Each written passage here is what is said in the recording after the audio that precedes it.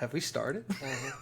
Oh, shit. Hello, and welcome. There you go. Do the intro. No, you got it. Do the intro, Austin. Hit it. Oh, I'm nervous now. Do it just like I would, dude. Do it. What's up, guys? Welcome to Ranked and Relentless. This is the podcast where we review music. And the album we have for you today is Chevelle. Bright as Blasphemy. That's the one. Dude. Bright as Blasphemy. Look at this guy. I'm so proud of you. That was really cringy, but like I'm proud of you for doing that. That was the point. You were just like, fucking, I'm going to PewDiePie the fuck out of this. Like, hello, gang.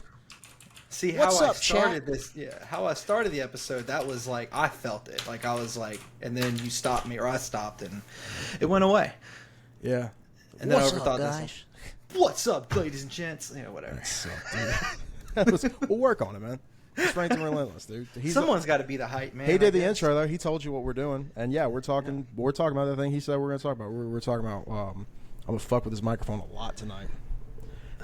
I'm not. Guys. Welcome to the shit show. I'm pretty drunk. I'm not going to lie. Let's go. I said on the last episode, before we get into Bright as Blasphemy, because, you know, we're going to have some stuff to say for sure, but it's also like, of all the releases that we're talking about this month, this one had the least amount of steam going into it. So like we didn't have as many singles to play with as we had any of the other three albums. Which the Rise Against one came out the same day as this, but I haven't had a chance to sit down and listen to it yet. I have not listened to a single single. I was going to wait till after this. There's one single that I loved. The other three were like, they're fine. They're newer Rise Against, but one single I loved. But anyway, this one didn't have a lot of steam coming into it, and I think I found out why doing research, and we're going to get into that. But before we get into that, let me get that out of me. I'd said on the last one that I was going to Louisiana for a couple of days. I did that. It's already done by this point. And the best part of the trip, two. One was like, I see my best friend Austin over there. We had a good hang. Smoking a couple of J's and then just sitting down and watching American Pie 2 was a lot of fun. Yeah. And then we followed it up with where you and your wife had left off on season 3 of Blue Mountain State. Yeah, she's been liking it. Which is good. I'll forever love that show. It's so awfully good. Like, it's such a fucking phenomenal show. I have a buddy of mine, a young guy that I work with in wrestling, who's like really gotten into the American Pie movies. I was telling you about like how he had told me like they're like his guilty pleasure. I need to turn him on to Blue Mountain State. I think he's gonna fucking love it. I remembered sitting there watching it with you. How much I really, really think 3 is the weakest season. Like the first couple of episodes are fire, and then there's the middle is like 3 through fucking 9 or whatever. It's kind of tough. The last 2 you need. Yeah, I think that they really could have ended it there. There didn't need to be a movie. I thought that was fine.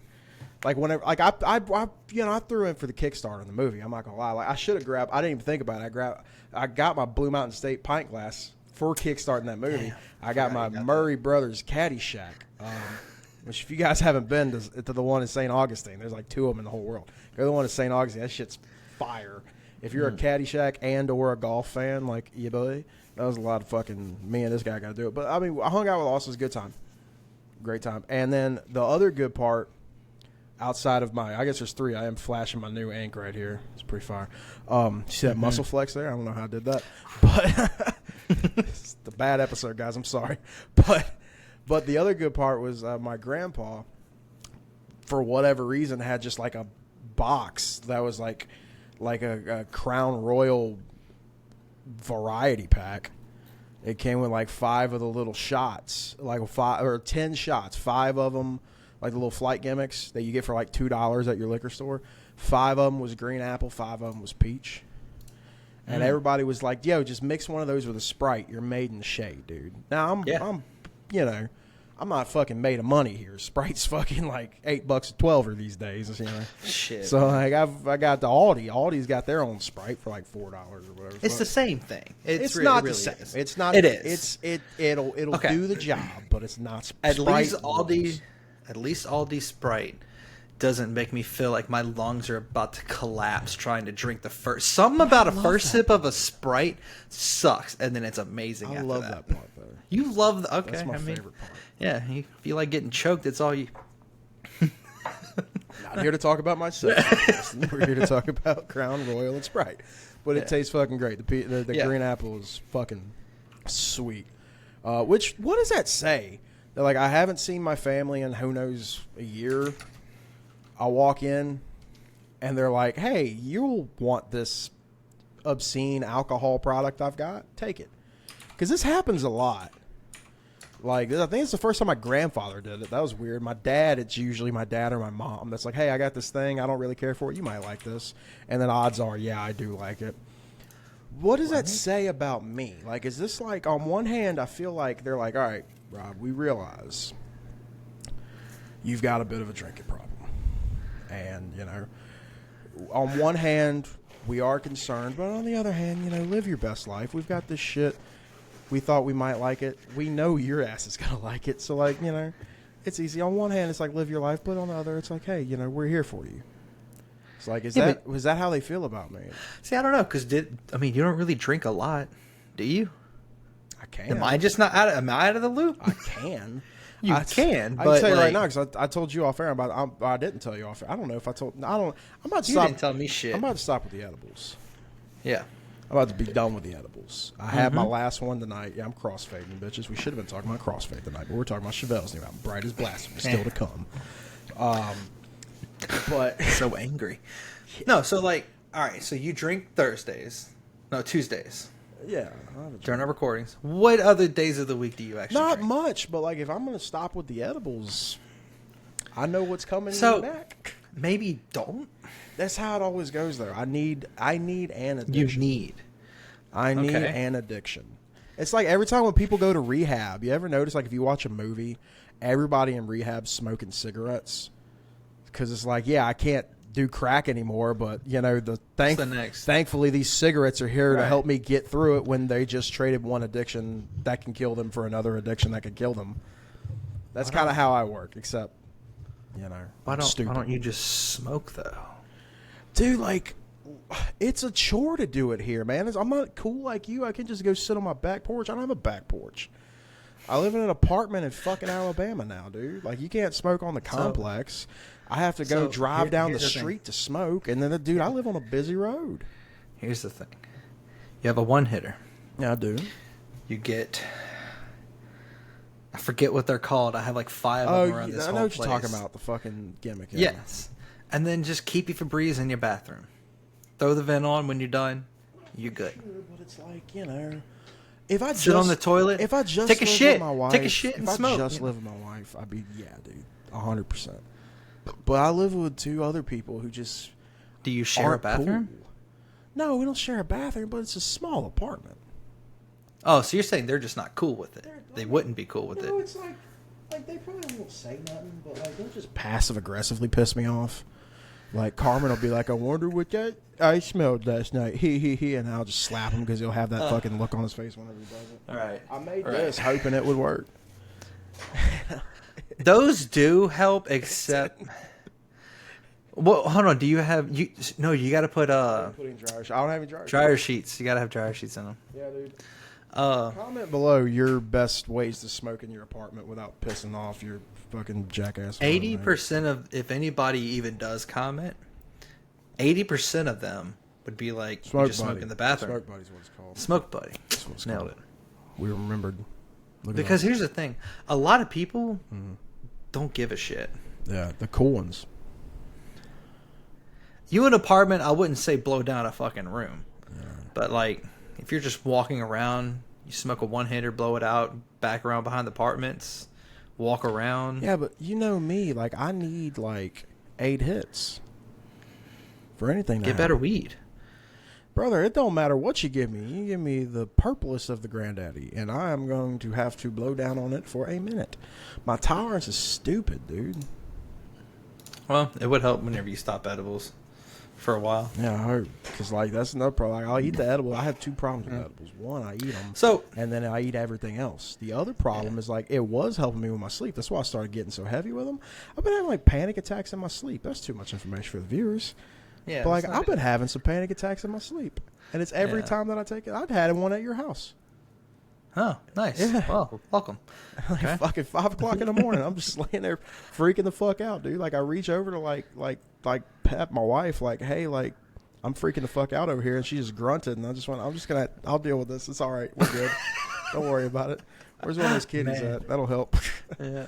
But anyways. Well, so going back, hold on. I know we went on something this crazy 4 minutes, you know. Well, because we know we're not going to have that much to talk about this album, if we're being honest. Yeah. So, I think your family thinks you're a drunk, even though you're really not. So I don't think that they're like, hey, you drink alcohol a lot. No, I think they just think you do, and you don't. Like, because I know some drunks, man. You're not even close. No, I'm not. You're not even. You wouldn't even be considered. You're a casual drinker. Very. I'd like to be drunk, though. I like to be. I don't. It's all just so expensive. All of it. Having a good time's expensive. Yeah. That's gonna be the name of the next Broken Standard album. Having a good time is having a good time is expensive. No, that'll be depressing. Next time I do a digital reissue of fucking second prize in a beauty contest. It'll be second prize in a beauty contest, parentheses, whatever the fuck sentence I just said. Yeah, it's already gone. Yeah. It's forgotten. We're having a good time, guys. So, As Blasphemy, the 10th album by Chevelle. I've got some stats in front of me. I'm going to try to remember what I read earlier without looking. You dare me? No, give it a shot. Yes. So this record, I'm just going straight for it. I was going to fuck around, find out, but I already found out. As Blasphemy is the 10th studio album by American rock band Chevelle, released on August 15th, 2025 through Alchemy Records. More on that in a minute. It marks the band's first album since 2021's Neurotiist and their first release following their departure from Epic Records. Really quick before I get on to the rest of this. Do you remember at time you had come to visit me when I was living in Georgia? Neurotiist had been out maybe a year. I think a year because I think it was when you guys came up for Thanksgiving. We went to a record store and I was asking like this fucking little hipster girl that worked there. Like, hey, y'all got Neurotiist by Chevelle. And she's like, what the fuck? What was that first word? And I had to spell it out for her. I get it. It's an acronym for something. I can't remember. But so she goes and looks it up, and she's like, yeah, we don't have any Chevelle here. And she had said something like, yeah, it's going to be kind of tough going to a store like this and finding an album from some random indie band out of Chicago. Is what she said. And I'm like, this band's played in arenas, you dumbass. Like, what the fuck are you some random indie band? What is an indie band? Brother, indie and indie, they are from Chicago. She got that part right. Yeah. But, like, she just, like, pulled up their Wikipedia because she had no idea who they were. And when she realized they didn't have as many Spotify views as, I guess, Taylor Swift or something, she assumed they were indie.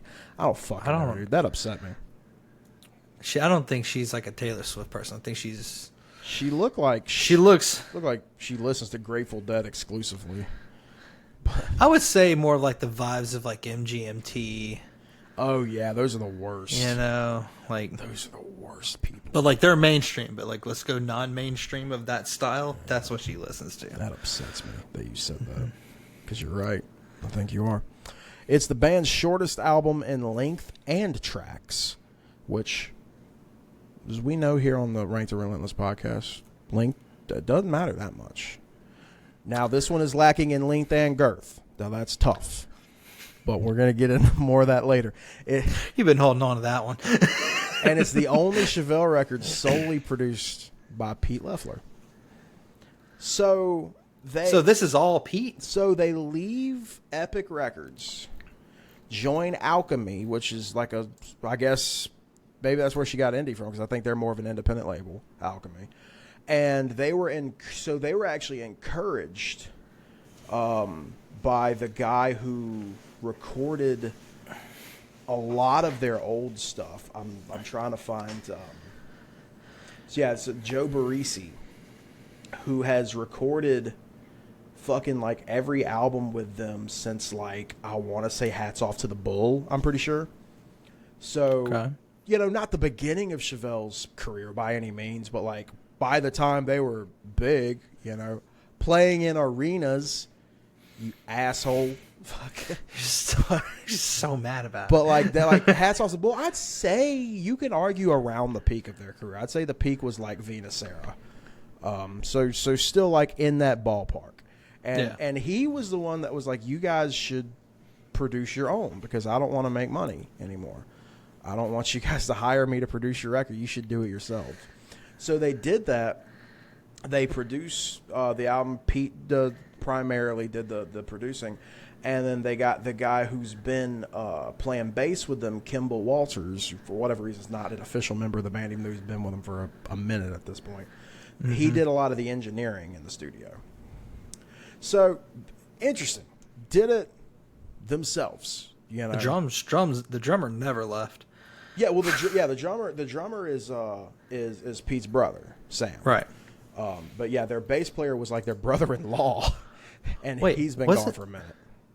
Wasn't there a third brother, or was it like a brother-in-law, stepbrother? In the beginning, it was three brothers. Yeah, in the beginning, it was Pete, Sam, and Joe. Joe left. Okay. Joe left in 2005, so a few albums in. So that's right after This Type of Thinking. And then Dan Bernardi came in after that, who was their brother-in-law. Or some shit like that. Yeah. And he was with them until after the North Corridor. So the last two records, Pete's been primarily playing the bass in the studios, but this guy Kimball's been with the group since then. Mm. But he's listed as a touring member, but like he's fucking in the band, dude. I don't know why they do this. Wait, well on the wiki he's a band member. Oh well. Crazy. I don't make the rules. Wild. I just think them up. You imagine? Hey, I've been touring with this band for 2 years, but you're not a member. Yeah. So in June 2022, Chevelle announced that they had plans to record their 10th studio album in November or December, and release the album in 2023. Multiple interviews, drummer Sam Leffler described the writing process as torturous, comparing it to pulling your hair out and then trying to put it back in. The album was self-produced by Pete and Sam Leffler, making a departure from their longtime collaborations with Joe Barresi producing their albums, with touring bassist Kimball Walters assisting in engineering. In 2024, they signed with Alchemy Records, a new label founded by Danny Wimmer and Dino Paredes. This move was seen as a return to a more independent and collaborative atmosphere, and with the band citing a positive musician-focused environment. So, they started writing and recording this bitch in 2022. Damn. They didn't stop writing and recording till this year. And they got 9 tracks out of that. I get it. One hand... You do it how long? Like, you know. Being in the studio fucking sucks, dude. Like, having to do this stuff. And I feel like they're very... I think you can tell they are a collaborative band. Like, I think you can tell that, like they definitely like getting outside input. Because I think, like Barresi, just knowing that he's been with them since Hats Off to the Bull, go, oh, yeah, they've kind of had a distinct difference in their sound that they carried during that whole time. Yeah. So, like... I get, and it's a bitch, dude. I mean, we've been in a band together for a long time. It sucks. Writing and recording is a pain in the fucking ass, 100% of the time, all the time. And it's also like, this is your 10th record, dude. How much shit you still got to talk about? Not much, because this whole record is just a fuck you to American politics. So it's like, yeah. Which it's like, you know, I feel that. Yeah. I'm going to be honest with you guys, not to get into it, but like I'm not necessarily in disagreement with a lot of the things said on this record. But yeah, like, so pain in the ass for them to get it done. They finally get it done. Reviews have been mixed. Steve Beebe of Kerrang wrote, "There's poise here, but it's as if Chevelle can't work out how to make their weapons fire, or to put it more bluntly, figure out a tune. The duo's music has sizable jaws, but needs way sharper teeth." 2 out of 5. On a more positive note, Lamar Ramos of New Noise magazine stated, Bright as Blasphemy isn't a reinvention so much as a refinement. A veteran band taking stock of their strengths, pushing the edges of their sound without losing the punch that made them a fixture in American rock. That is 4 stars out of 5. This one ends with a weird sentence. This is Simon K. of Sputnik Music. There's nothing on Bright as Blasphemy that's earth-shattering, but it is all well-refined stuff that makes it one of their strongest releases in their catalog. This of top... We're going to disagree with that one. I agree with the whole first part. Yeah. It's not earth-shattering, but it is well-refined stuff. I agree with that. And I like this album, but out of their 10 albums, it's barely in the top 10. Like, let's be fucking honest here. I'll be honest, this is number 10. I'll put it ahead of North Corridor and Point Number 1. I just really didn't get into either one of those records. Corridor would definitely be 9. Point Number 1 is like 3rd. Remember my Corolla? I blew out the speakers twice with that album. Which is weird. Dude, Open and Point Number 1 will blow the hell out of those speakers. I mean, look, like it's fine. It's one of those I haven't listened to in a long time, and I was never really that into it whenever I did listen to it. Maybe that'll change if I revisit. I don't know. Probably not, because it is very hard to go back to that type of recording. Yeah. Because it's very, like, there was no bass. Like, there's bass in there, but there's no low end. It's just, it's a EP. It's like if me and you did an EP, a full album in my house. And we recorded in the old shed. That would suck. Yeah, that's what it's like. But yeah, for sure. But, so I'd say it's 8 out of 10 for me. Okay. Yeah. But it's barely top 10 in a discography of 10. Yeah. Like, so that's wild to say it's one of their strongest, for fucking sure.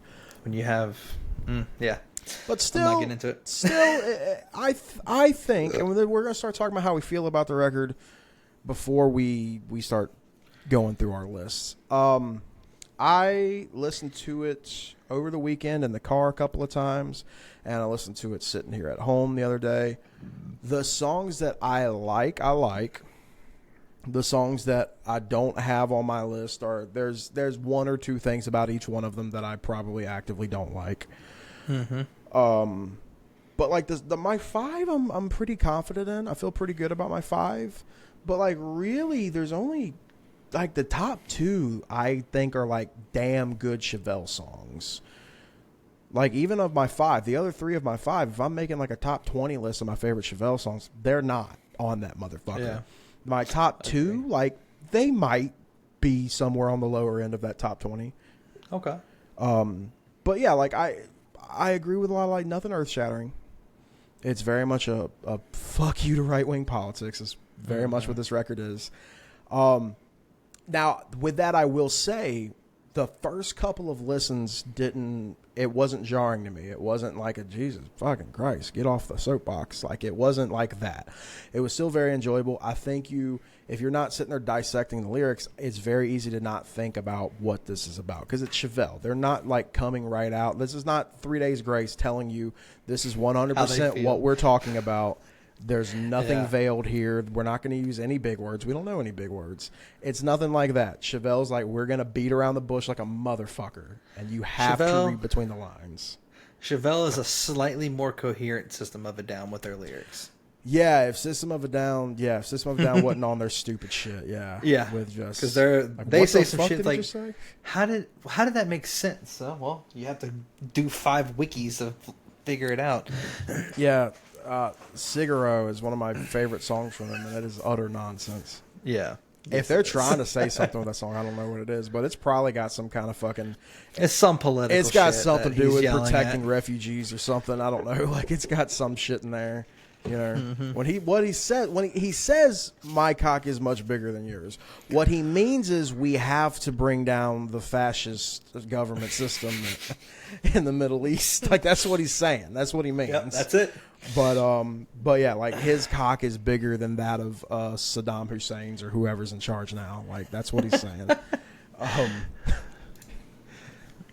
So I liked it. You know, it's 8 out of 10 for me on the top 10 albums of Chevelle. But how did you feel about it? You haven't talked much today.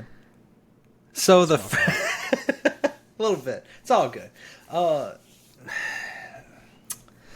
This one was a little difficult. Musically, I loved it immediately. Yes. I have nothing wrong with the instruments. They're Chevelle, and they're the newer Chevelle, but still you get some old Hats Off to the Bull style, which was very fun. It's really Pete is keeping this album low for me because I just don't get it. I'm not sure what is going on in a lot of the songs. So, like, I had top 3 down. Easy. Last 2, just finding something that irritates me less. And so it's like, but the thing is, I've listened to this album a good bit. Like, I haven't just listened to it 3 times, 4 times. I got my top 5. I'm done with this. Like, I am enjoying the album, but it's definitely as low as it can on my top 10 on this tier list. It's just, is it good? I will tell you. I'll tell anybody. It's a good album. Give it a listen. Is it for me? I'm like 50-50 on it. Do I really like this, or do I just think it's okay? So that's where I'm kind of stuck in. I'm still there because I've listened to it 3 times a day just while I had my headphones in, and a lot of parts I'm bopping my head, I'm vibing with it. It's like, oh, gets a good heavy part, hell yeah. And then if someone's like, we're gonna skip that one, just because I get to a part in the song, I'm like, all right, we're done. Okay, thank you. I think a problem with me on that, it wouldn't be as bad as you're saying, because I 100% get and for the most part agree with what you're saying. I think it wouldn't be so bad if the songs were shorter. Well, because like with it being a 9-track album, a lot of the songs are around 5 minutes when they all could have been 3 to 3.5. And I hate to say, for me, it's the first half of the album that I'm like, yeah, we can do without this. Really? The first, yeah. So like, I know our list is going to be very different. I like the first. I don't. Yeah, not. It's the first half. I'm like, we can skip about 3 or 4 of them. My number 1 might not do very well. I feel like yours is Jim Jones. You think that's what my number 1 is? I was thinking that was your number 1. I'm gonna tell you from jump before I even share this screen. It's not on my list. Okay, good, because it's not on mine. Jim Jones is not on my list.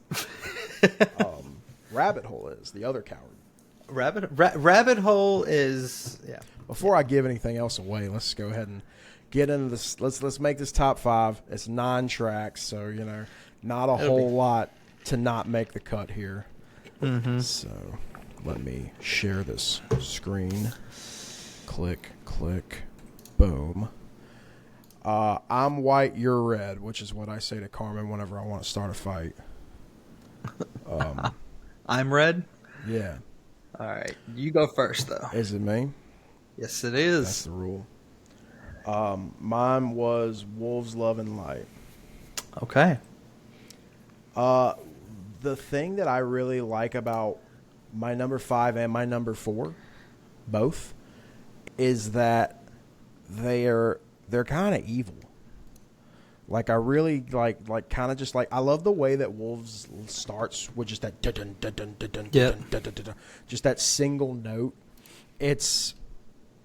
And then like whenever it gets into like, I don't know how to explain it, but like the minor chords, dun, dun, dun, dun, like it's evil, dude. It sounds like you're like, if you're playing a video game, you're rolling up on a boss fight right the fuck now.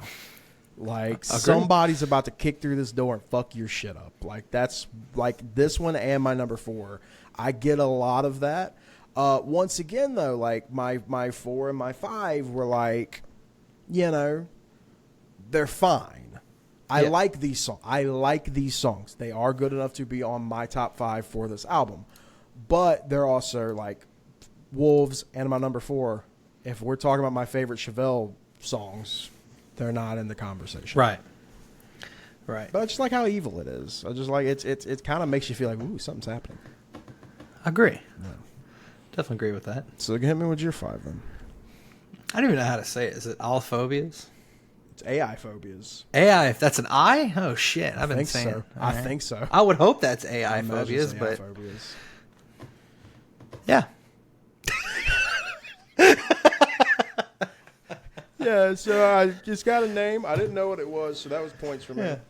No, I mean, it's 5 for a reason. It annoys me less, but I do like I really like the riffs. I like just the drum pattern. It's just simple. It's a good rock song. It's Chevelle.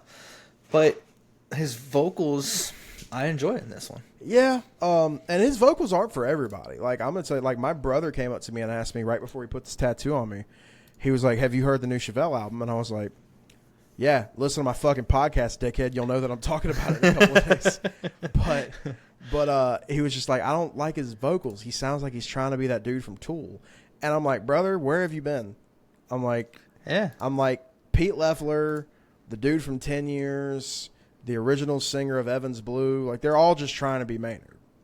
Like, but it's like Pete went and got the same nose job that Michael Jackson did, became more nasally, and does the same exact pattern as Maynard does.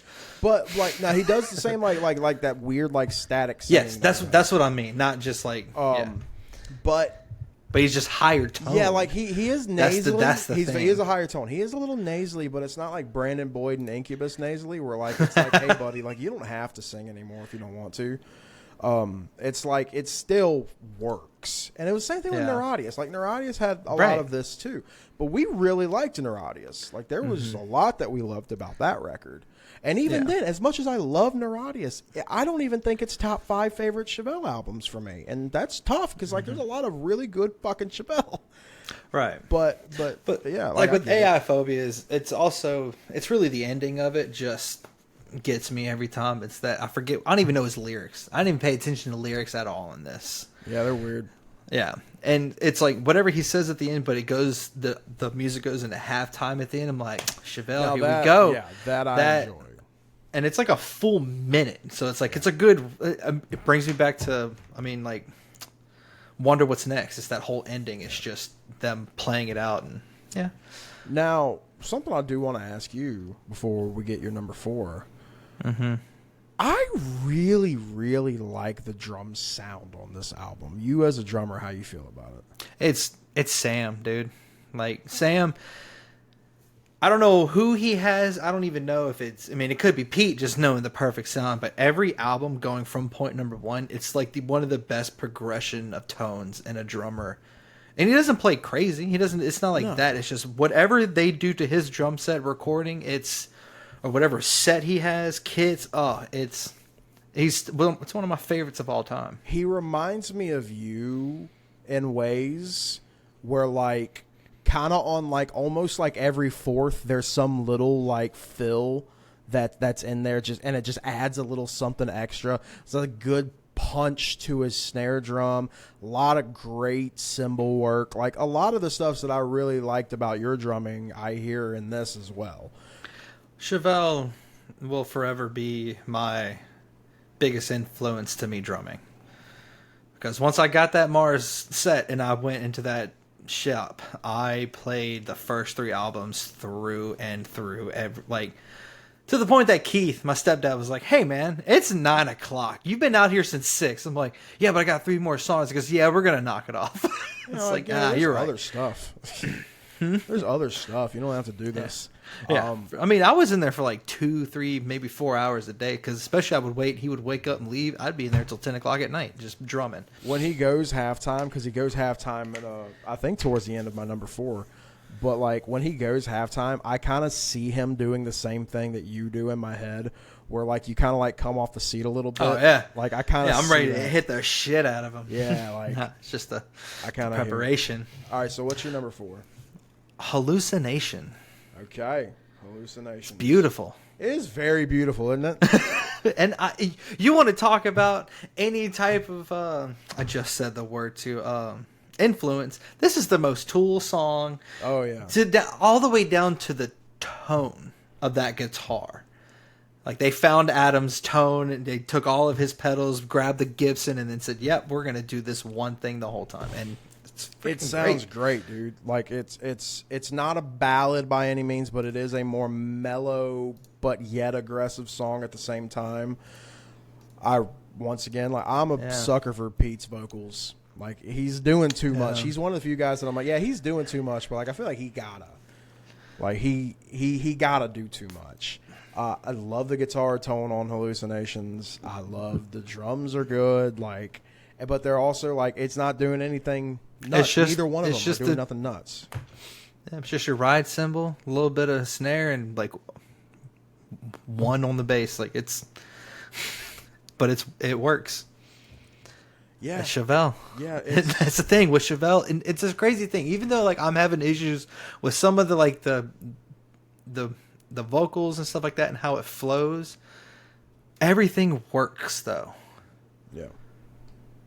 Like I don't think anybody else could just take these songs, sing them normal, and it would even sound good. It would just be like there's something missing. And fortunately, when you have one person that does the whole album, that's wild. You write to your voice. Yeah. No argument from him. I love that fucking song. Great track. My number 4 is the Shocked at the End of the World. Okay. Last song on the record. And he does that halftime thing on this one. Of course. It's nice. It's, once again, it's another just evil sounding song. I love verses. The verses, whenever he's got halftime in the verse, too. Like, it's just, you just find yourself just doing this little fucking motion listening to this one, dude. It's so good. Yeah, man. It's an ass kicker. It's one of the few times for sure when I hear him doing his like weird but I love his crescendos or whatever they're called, like where you go up, and then he does like a little into a scream. Like he's so good at that, and that's what a way to start a song. Just saying. Yeah, I love this. I love like there's part of me that feels like just with how the intro is on this one, it would have fit more as the opener. And the outro as well also, though, fits well for an outro. So it's also like it's weird. Like it's kind of a utility song in a lot of ways where like I love it. I appreciate what it's doing for me.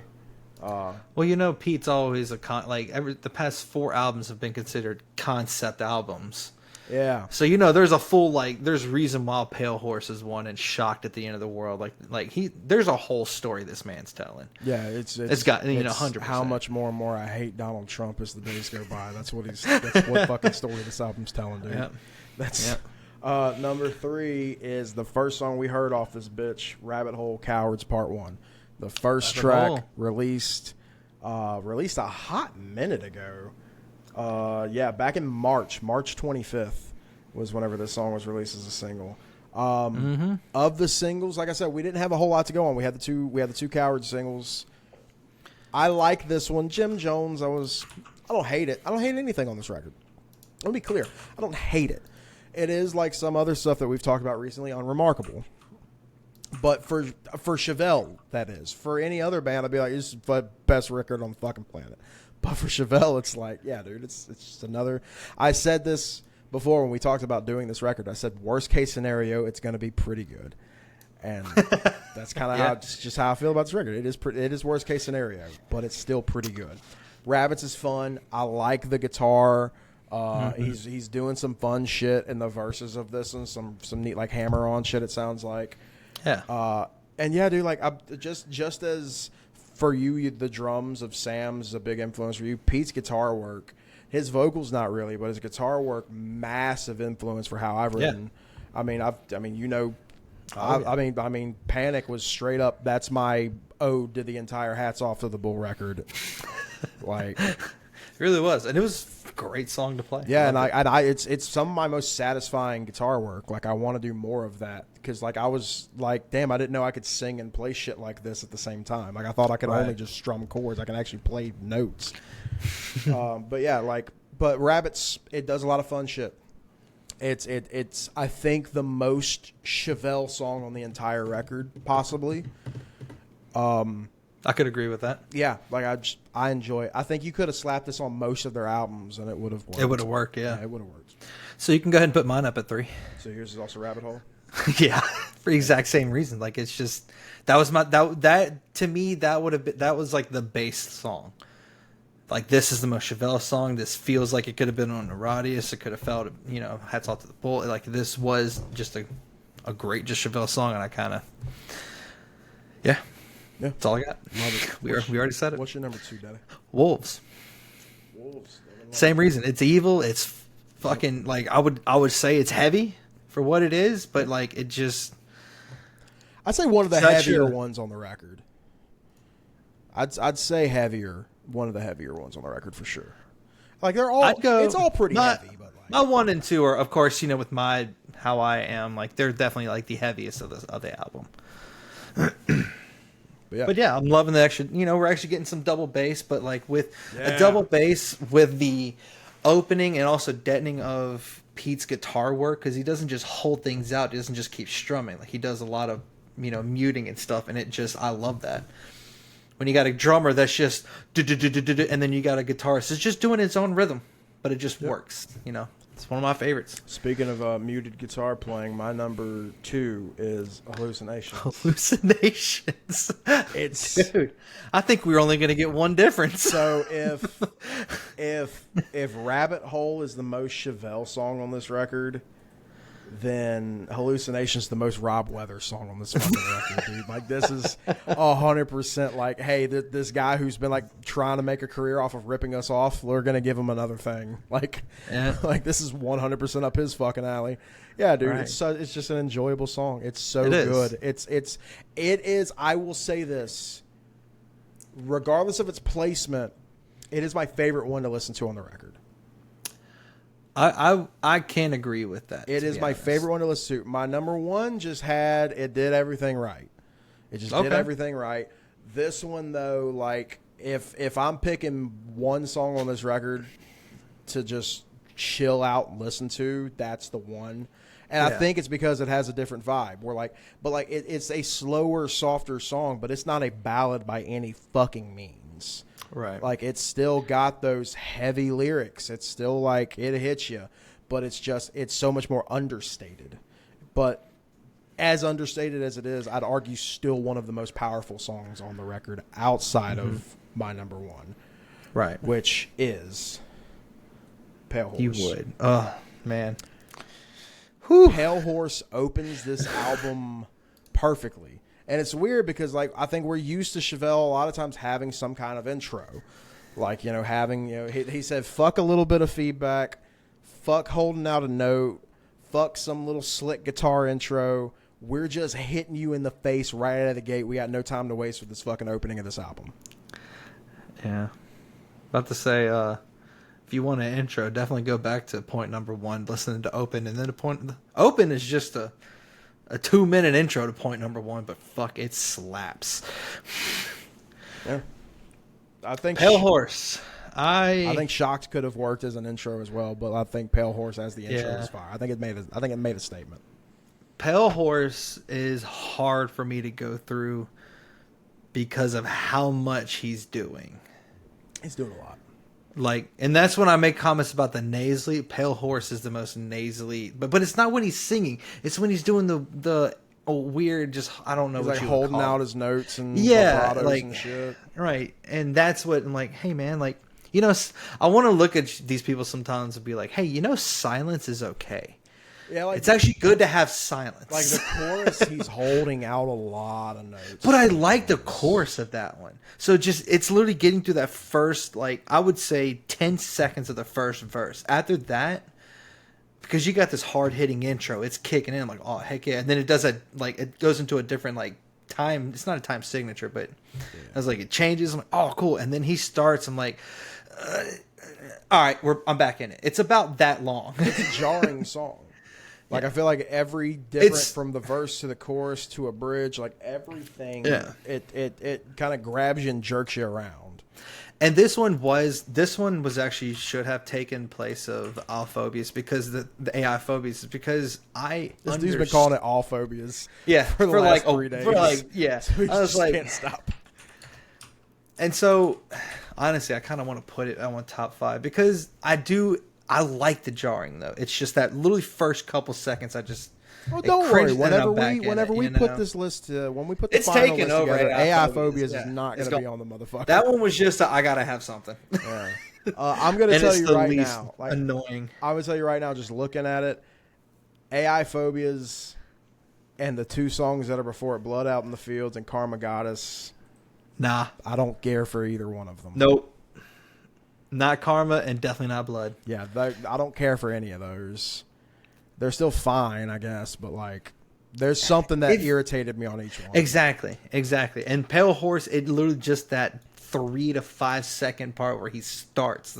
I'm just like, all right, we're good. I think because like it's so much. He doesn't just warm you up into what he's about to do. He's in there just sail on. Yeah. I'm like, easy, brother. Oh my god. I have a feeling I know what your number 1 is. Say it. Shocked at the End of the World. You're damn right it is. What a fucking intro that song has. Yeah, isn't it wild? Like, and that's the end. I had to get through 40 minutes to get to the last song, and that's what you give me? All right, respect. It's a great fucking album ender. It really is. Like, I personally... It's their longest song, I think. Yeah. Nope. Jim Jones is. Jim Jones is, yeah. Jim Jones. That's probably why I didn't make my list. I was like, like you get halfway through Jim Jones, you're like, let's wrap this shit up. Like, right. It's a lot of nothing right now. Yeah, so I think Hallucinations could have been a hell of an ending to the record, if I'm being honest with you. But I also think that's too predictable. But yeah, Shocked it's a fucking great song, dude. Mm-hmm. It's fun. I enjoy it a lot. Feels good. Yeah. Now, to put these 5 together. All right, I got you. You ready? Yeah, please help me out here, because I mean, like, your 1 is my 4. My 2 is your 4. Hold on. Our 3s are the same. We're going to go crazy with this Hit one. me. Fuck me up, Daddy. Hallucination, 1. Okay. We're going to have Rabbit Holes. We're going to put Rabbit Holes at 2.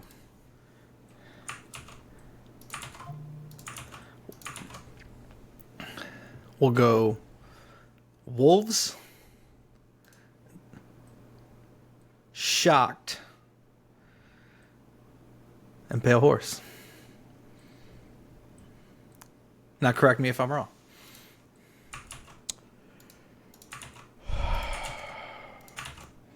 Folks, I think your number 5 is Pale Horse. Your number 4 is Shocked at the End of the World. Number 3, Wolves. Number 2, Rabbit Hole. Number 1, Hallucinations. I couldn't bring myself to put Hallucinations at 1 on my list, but at the end of the day, it was the right call. Because it's just, when I was kind of listening to it in the background as we are talking about it, I'm like, man. I was making a lot of good I put points. that at 5, at 4? Like, that should have been. You're listening to me put it over, and you're just like, damn, he's making a lot of sense for that a was, drunk yeah, fuck because right like, now. I'm like, yeah. Well, because I kept thinking, it's like, man, if somebody gave me like, all right, I need a top 20 of all Chevelle, of your top 20 of Chevelle, but you have to at least include 1 song off of every album, I'm throwing Hallucinations on that list. Yeah. Out of all of this, Hallucinations would be there. 100%. 100%. Like, right there. I'm not gonna lie. I'm thinking about it, dude. I think I like Hallucinations more than Closure right now. I get that. I think it also has to do with we've heard that song so many fucking times, and this is new. But it is kind of in a similar vein, I guess. Kind of. It's yeah. Closure has more softer vocals at times. Like it does get heavy. Hallucinations doesn't necessarily get But heavy. the vocals are kind of like the magnitude of it's there, even without him yelling his fucking lungs out. Right. Yeah, dude. Hallucinations, Rabbit Hole, Wolves, Shocked at the End of the World, Pale Horse. I think that's the best we could do with this record. Yeah, for sure. I think so too. It's enjoyable. If you like Chevelle, you're going to like it. It sounds like Chevelle. Especially if you've really liked the last 3 albums, for sure, 100% you're gonna like this. Yeah, like it's enjoyable, but it's like, it's kind of the same problem I have with Seven Dust. Such a massive Seven Dust fan. they don't need to keep putting out records. There's some similar, like 11, 12 albums or whatever. And Truth Killers shocked the fuck out of me. Their most recent album shocked the fuck out of me how good it was. It was so good. I had to go pick the album up on vinyl the day it came out. I just took a chance, drove to a local store, and they had it. They had like 2 in stock. Because that's all that they got on the truck. Because they're like, who the fuck's buying a new Seven Dust on vinyl? But like, it's kind of the same thing where it's like, every once in a while with like that album, they'll blow me the fuck away. But that's the best album since like 2008, since Cold Day Memory. So it's like, why do you keep putting out? You've had so many good albums. You don't need to. It's okay to quit, guys. Yeah, but work like you could just tour, like just tour. You don't have to put out records. Do what Godsmack said they were gonna do, and then they broke up anyway. Like, but like they were like, we're gonna stop recording albums, and the last album I thought was a solid record. I love the ending. It kind of like threw a lot of their biggest hits together at the end. But then they just, they were like, we're just gonna tour, and then they just broke up immediately. But yeah, like same thing. Like worst case scenario, new album's gonna be pretty good, and that's where we're at. This is a pretty good album. In the grand scheme of Chevelle, it's not a top 5 by any means. But in the grand scheme of rock music in 2025, it's a pretty good fucking record. And I think right now, just based on the handful of new records we've talked about this year, I think it should be in conversation of Album of the Year. I think we actually might do some kind of stupid awards at the end of the year just so I can talk more about Chevelle, probably, potentially. But yeah, so that is this list. We have one more week left of this month's worth of new music that we're doing. We've got the new Rise Against record. I believe it is called Ricochet. That's the next one that we're going to be talking about. Yeah. I didn't even know the album of this one, brother. Yeah. I had to look it up for in my intro. I'm like, Bride is Blasphemy. That's been what the fuck does that mean? Yeah, what's a Ricochet even mean? I don't know. But I hope that you'll join us on September 1st to find out. But yeah, that'll be the end of a month of new music, and then we're going to hit the bowl 1 or 2 more times, and then I'm going to take a look at the upcoming release schedule. The only one that we know for sure, only new album we know for sure we have to do is going to be Dayseeker, but that's not till October. So we got time. Until then, we will be dancing with the devil in the pale moonlight. I can promise you that. I fucking love that song, dude. Ah, dude, it's so good. I love that shit so much. I got to learn it in guitar now. All right, but until next time, I'm Rob.